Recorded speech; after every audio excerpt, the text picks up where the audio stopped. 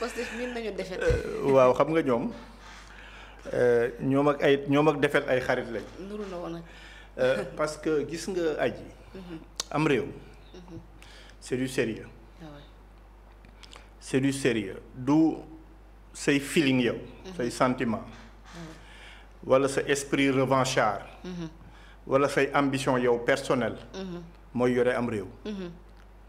gis nga damay wax souvent ne wax naa ko fii ci sa plateau bi. Sénégal du 2014 la am. non. Sénégal amul bi Pastef amee. Sénégal daa am ay téeméeri at. Pastef soog a am. bien sûr. ay téeméeri at ñu fi voté. tànn Sénégal moo tànn doon ab démocratie. bien sûr. démocratie dafa am lu ko sous-tendre. mooy un état de droit. une justice équitable. am ay institutions yu solides. Barack Obama nous a dit vous n'avez pas besoin d'hommes forts. vous avez besoin d'institutions fortes et c'est ça la vérité. Sénégal bu ñu fi doon tànn homme fort. du ñii la ñuy tànn. kenn matu ko ci. du cim njàng du cim xel du ci fit. du ci def fi loo xam ne kenn defu ko fi. d'accord. dañoo fekk ñu defar Sénégal ba pare. ñoom ñu ñëw seeni teel ak seen ay philosophie politique. mensonge manipulation ba ñu jox leen réew mi. ñu defee ne noonu mooy continuer di ko doxal. ñun nous avons des institutions fortes. nous avons un régime de séparation des pouvoirs. bien sûr. John Locke. bi mu ko njëkkee théoriser avant Montesquieu et Rousseau dans le contrat social. dañ ne.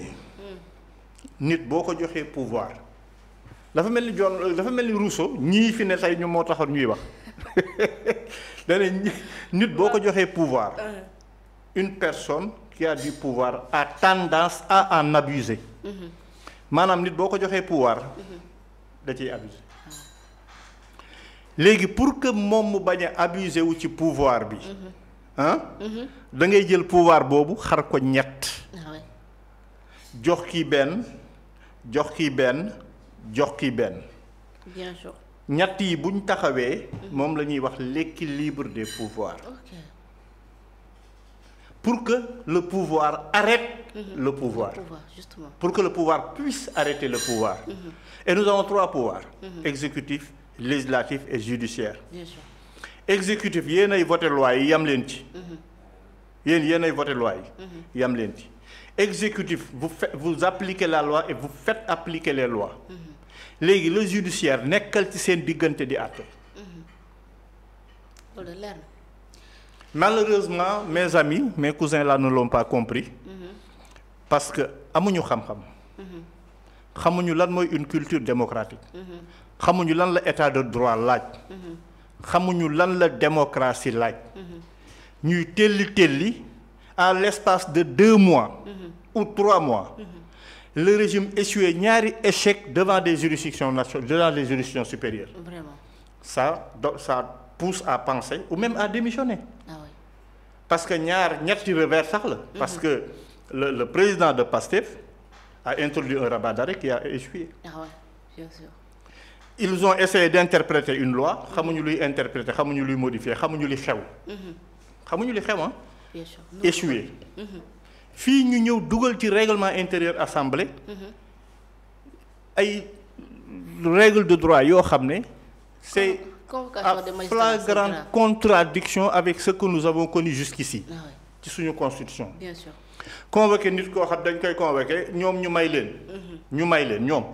assemblée nationale ñu war a wote ay loi ñu may leen ñu contraindre quelqu'un par la force publique indi ko ci ñoom. vraiment. ñu may leen ñu war a convoquer un magistrat. même bu ci magistrat bi àndul ñu convoquer ko mu ñëw. mais dans quel pays comment on peut penser à ça. le juge n'est pas justiciable loolu war nañ ko mën a xam. mais justice comment on peut moo tax. am réew boo ko yoree. da ngay def réflexion yu yaatu. da ngay wax ak ay nit. wax ak ay boroom xam-xam. laajte ay conseils. jël sa temps. bu njëkk ba interpréter loi bi. c'était pour tànn ay nit humilier leen parce que seen ay militants lañ def nangam wala ay nangam. bien sûr j'ai même vu seen juriste boobu. Amadou Ba. ne c'était pour rendre justice à des militants, mais c'est d'une gravité extrême. Ah ouais, vraiment.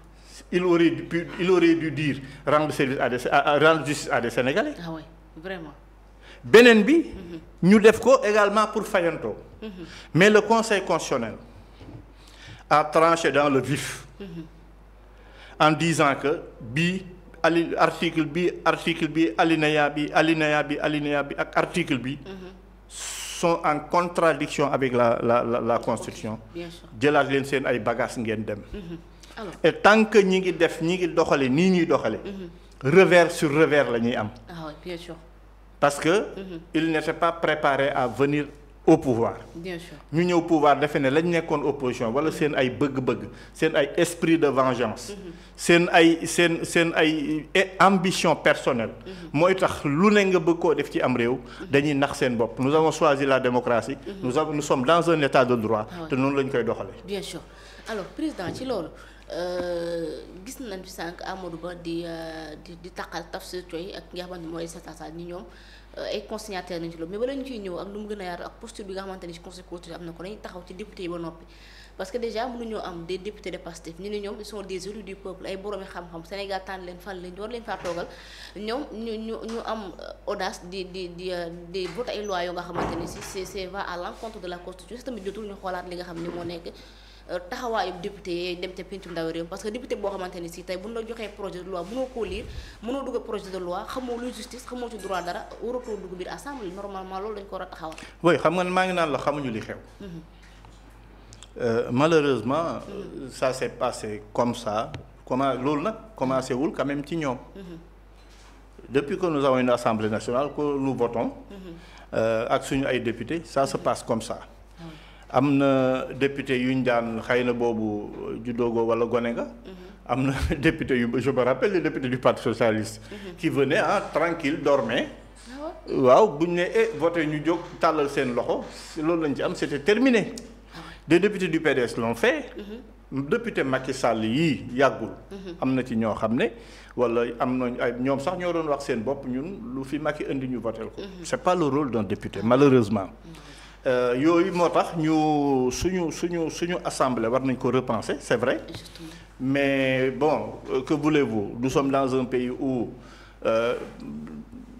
yoon la boo xam ne gaaw naa gaaw pour muy politique bi. jàppal ànd ak waa ji te ñi nga xam ne ñooy tànn parce que député. Exemple la législature actuelle avec les députés de Pastef. C'est le président de Pastef moo toog tànn ay nit. waaw bii moo gën a catastrophe moom. moo tànn ay nit jox leen ay def leen ci ay listam ak ñeneen. Si le chef de parti wala le chef de la coalition mooy toog fa mu toog espérant gagner jël ña ko neex mu dugal leen fa pour mën a am une majorité mécanique. Ça ne peut que se passer comme ça. nii rek la mën a demee mënta demee neneen donc loolu on le constate xaw ma nag s'il y a des réformes à faire sax yooyu la waroon doon. Ah normal. ñoom waaw ils sont élus c'est député la ña nga assemblée nationale. bu ñuy jaay ngandloog ay xam-xam ak ay juriste la ak ay way président la assemblée nationale dugg fi génn fii y a des réformes à faire beaucoup plus consolidantes que seen réformes yi ñuy def. ci yooyu la ñu waroon a attaquer. fexe ba assemblée nationale député ya fa ne am possibilité bu ñu ñëwee mës nga dégg un député qui fait une proposition de loi même bii passé bu Macky Sall bi dégguma ko ci benn yoon. bii it doo ko ci dégg. parce que la proposition de loi émane de l'assemblée nationale émane des députés. C'est le projet de loi qui émane du gouvernement. booba di 5 ans yi dina mat te projet de loi rek ngay dégg. député yi duñ def proposition de loi parce que xamuñu sax nan lañ koy defee mënuñu ko. intéressé wu leen li leen intéressé mooy liy jóge ci exécutif bi. bu ñu ñëwee ñu voté ko. point. Justement. C'est ça et c'est ça nous pose problème. Donc on doit repenser réfléchir sur l'élection des députés. ñan lañ fay yóbbu. ak nan lañ fay yóbboo parce que dans certains pays ki nga xam ne candidat député la il émane parce que boo demee France par exemple. député quelque part la ñu tous les députés. Bon, puis il y a la liste majoritaire, la liste proportionnelle qui est nationale, proportionnelle, la liste majoritaire, mais on peut faire une liste proportionnelle intégrale. maanaam ñépp di jóge ci gox yi. gox bi ñoo lay tànnal seen bopp pour nga nekk ci liste bi. parce que yow amal nga leen njëriñ wala ñoom xalaat nañ ni yow boo demee di nga leen fa amal njëriñ. mais le mode d'élection pose problème. nit ñi tànne député yi pose problème. et on ne peut que constater que tant que mi ngi demee noonu y aura des manquements donc majorité day am lu mu jariñ. majorité bii fi ne nañu xalaat nan la ñuy defee ba assemblée bi doon une assemblée vraiment exempte de tout reproche. mais di def ay yoo xam ne ay yi ñu war def li nga war a li tax nga li nga war a defoo ko di dugg ci ay détails yoo xam ne ba lii di la ci fekk defe naa ni jaru ko quoi. député parfois on a l'impression que ni ñoom dañoo mel ni ñu jàngul droit te pourtant assemblée am na ay avocats am na ay juristes. oui non xam nga dans il y a des assistants parlementaires loolu normalement xaw ma fan lañ ci toll mais loolu waroon nañ ko def les étudiants de droit les étudiants en droit de master 1 master 2. surtout en droit public qui ont fait constitution qui ont fait yooyu jàng nañ ko ñoom on pouvait quand même dem foofu recruter fa ay assistants. jox ko député yi xaw ma dégg mos naa dégg je crois que est-ce que c'est pas honorable député Abdou Mbow qui parlait un peu de ça. qui dit que l'Assemblée à un moment donné a penché vers le xaw ma ba xam recruter nañ fa xaw ma recruter wuñ mais en tout cas. moo am ci dëkk yépp. des assistants parlementaires. Tu n'as pas besoin d'aller prendre de grands avocats wala ay gars yoo xam ne de seen xam nga mais tu prends des étudiants de master. master 1 2 surtout les étudiants de droit public. Justement. Qui ont jàng nañ état. jàng nañ droit administratif jàng nañ constitution jàng nañ yooyu yëpp. relations internationales jàng nañ ko.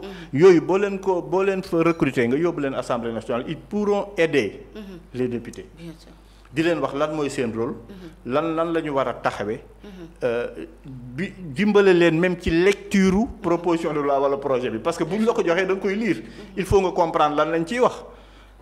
yow li la ci intéresse peut-être mooy teen ba ñuy gas fële sama dëkk maam ba ne fële doo xam quelles sont maintenant les modalités pratiques de financement yi ak yooyu nan la demee. mais ñooñu mën nañ la ko expliquer les assistants parlementaires donc man.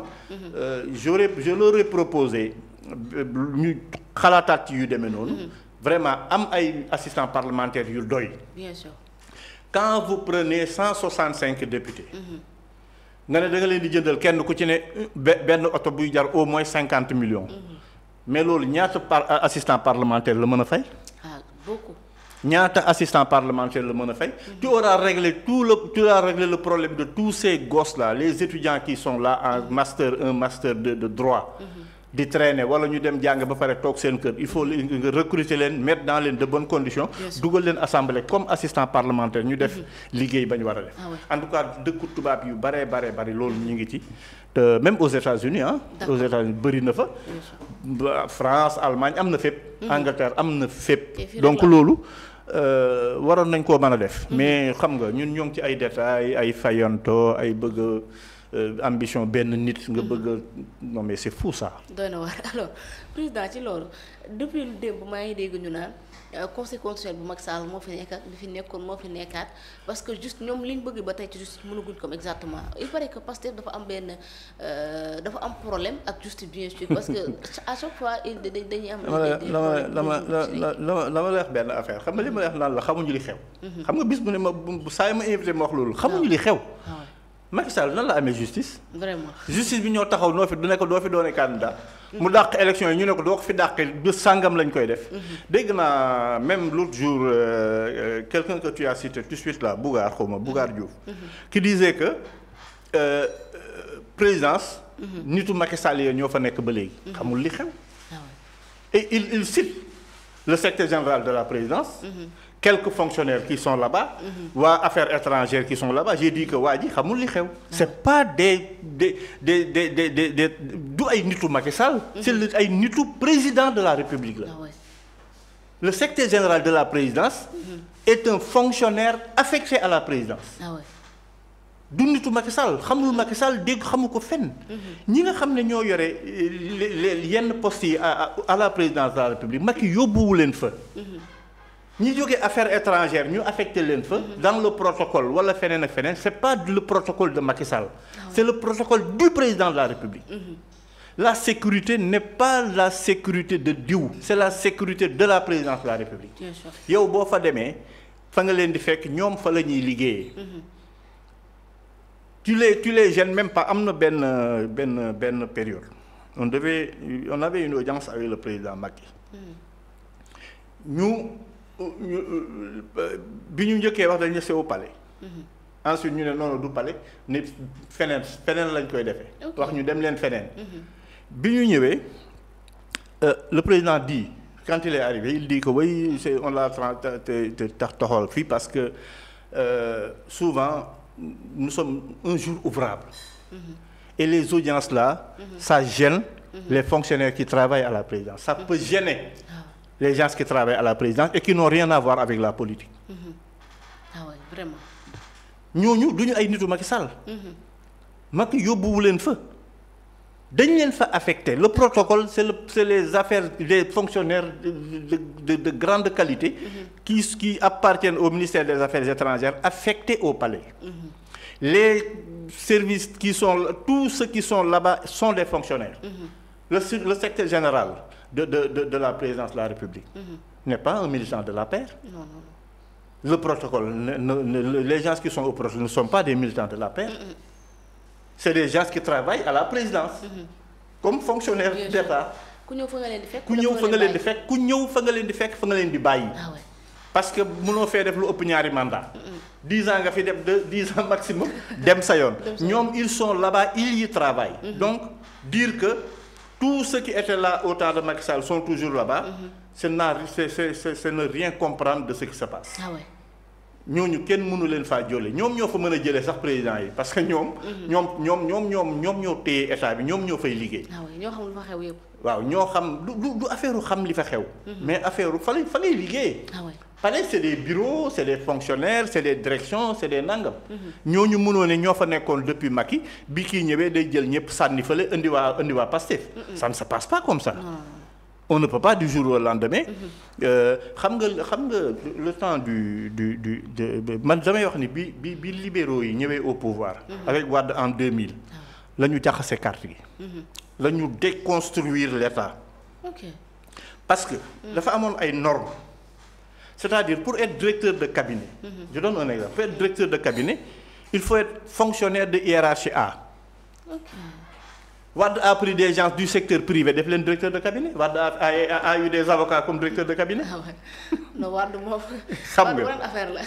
man benn waay laa xam. koo xam ne il était fonctionnaire de hiérarchie A grand commis de l'État ku nekkoon ñaar laa ci xam. ñoo xam ne nekk nañ directeur de cabinet de Wade muy le ministre d'État Habib Sy. ak Babacar Gaye peut-être. Macky Sall son premier directeur de cabinet qui mi ngi tuddoon Abdou Aziz Mbaye. il venait de yàlla na ko yàlla yërëm defe naa yàlla na ko yàlla yërëm yóbbu ko àjjana il était du secteur privé. D'accord. Il a mis là-bas des avocats n'importe qui mais ça ne se passait pas comme ça. Abdou Diouf je ne me rappelle pas trop. mais xam naa ni ñi ma gis ñu naan ñu ay directeur de cabinet diw la woon Ousmane Tanor Dieng yooyu amu fa woon on ne pouvait pas prendre quelqu'un di ko dugal dans l'administration. Les secrétaires généraux des ministères les directeurs de cabinet ci ministères yi. les DAGE les sages tous c'était des fonctionnaires de hiérarchie A. qui occupaient ces postes de responsabilité là. mais avec l'arrivée au pouvoir du PDS de l'APR ak yooyu. ñoom ñoo déconstruire li nga xam ne dans la tradition moo fi amoon. ils ont fait n'importe quoi. doy na waar alors monsieur président ci loolu dañuy ñëw un peu parce que day xaw a méngoo li nga xamante ne si moom la Diouf Bodiang doon wax waaw alors dañuy ñëw ci li nga xamante ne si moom méngoo ak.